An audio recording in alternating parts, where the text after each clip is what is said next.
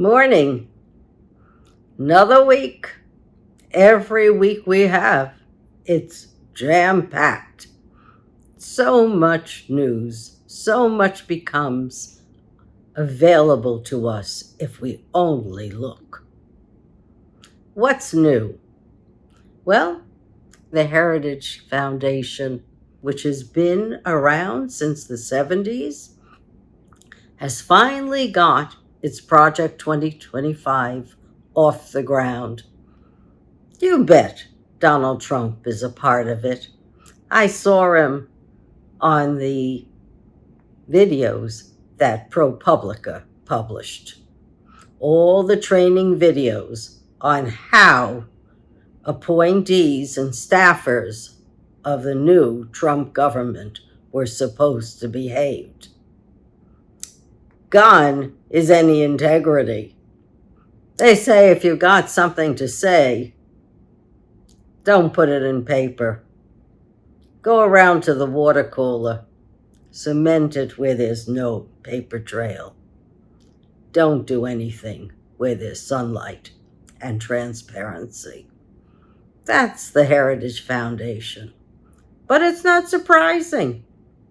Not when it's just been learned by The Guardian that Shell Oil has, would you believe, a non-profit organization that contributed to the writing of Project 2025 and how EPA was going to be dealt with. That's the new MAGA Republican Party. Authoritarianism, corporate governance, one seamless package. And if you think there's anything left over for you and me, you're not thinking reality. Not when they want to get rid of perhaps 1 million people in the administrative state and replace all of our regulators with political hacks who don't have any expertise in what they're regulating. Well, that gets rid of the administrative state, all right, but what happens to those millions of people who are now unemployed? Where did they go?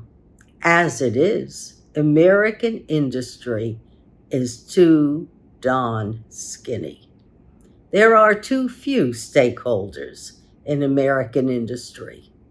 And if American industry has its way, it'll all be AI. And none of us will be able to communicate with it because they're algorithms. They're really not trained to speak like you and I. So good luck to us if the MAGA Republican Party ever wins the election. Good luck to us if their ballot deniers are ever let to remain in office. Good luck to us. And then we've got the Democratic Party trudging along. The same old people afraid of tomorrow and not interested in what happens to you and I today. Sure, some of the governors are doing great work. But in the ship of state, in the federal government, it's slow to get things done.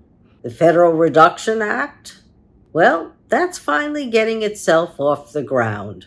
Why it's taking so long when there's so much money out there for infrastructure, I don't know. But it's taken long. So a lot of people are not feeling the effects of the low inflation that the Fed is seeing. I know it ain't so when I go to the supermarket and it costs me $16 for a half gallon of juice. That's not even a half gallon. It's 52 ounces. And maybe some lunch meats that I like from Applegate that don't have any preservatives. $15 for 2 items. So, and that's just me. And I don't eat a lot. I pity people who have to go out every single day and earn a living. That's why I'm so interested in a valid third party. Somebody who comes from the grassroots, a party of our peers who think about regulations that would help us directly, that would get rid of the PFAS chemicals, that would mandate water breaks and cooling breaks for folks who are working outside.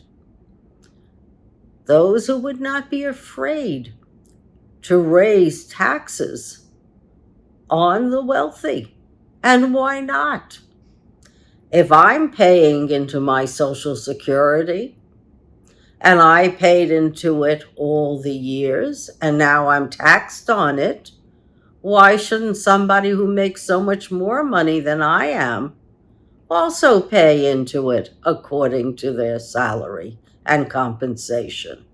And if they're so tricky that we can't find their total compensation level, well, we can certainly find their assets, and we can tax them a percentage of their assets.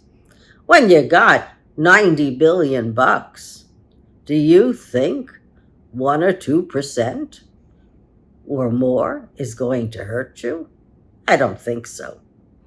So maybe you won't go on that $50 billion yacht. Maybe you'll only spend 49. But you can afford to pay into the public trough. And I would think that we should be taking a new look at all these nonprofits. If Shell has a nonprofit, who else does? I know Trinity Church does. They've got a nonprofit for all the real estate they own in Manhattan. That's not right. If you're a church, you're a church. You're not a church, then you're a real estate entity, and you should be taxed accordingly. I think we got to take a look at those nonprofits and start taxing them, because they're not real. And we need revenue in this country. We have 360 million people. Our mortality rate has decreased. And so we're not even living longer than most of the OECD countries.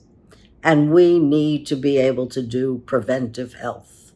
We need to be able to give folks good food when they're young, when they're pregnant, and afterwards. Everyone says it's the first 1,000 days of a child's life that are really important. And the more nutrition you have, the better off you are intellectually. Right now, folks are kind of frozen in place. There is no upward mobility. It's time to break that logjam as well. And that's antitrust. Biden has made a beginning. No question, he's gone after tech.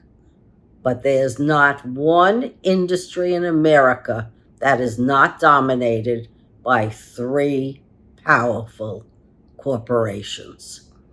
Every one of these entities must be broken up. TR did it when he went after ExxonMobil. Biden is finally starting to do it. This is his last term.